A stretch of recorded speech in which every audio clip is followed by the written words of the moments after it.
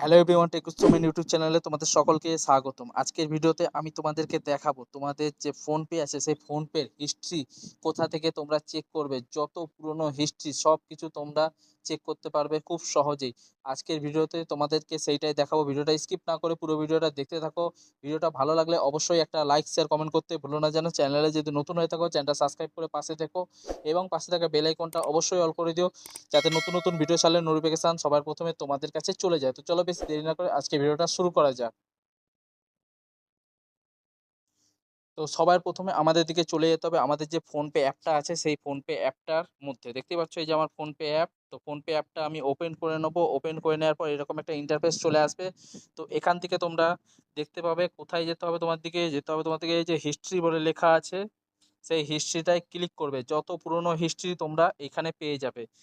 যত পুরনো মানে তোমাদের দিকে যদি কেউ পয়সা পাঠিয়ে থাকে, তোমরা যদি কাউকে পয়সা পাঠিয়ে থাকো, সেই সব হিস্ট্রি তোমরা এর মধ্যে পেয়ে যাবে।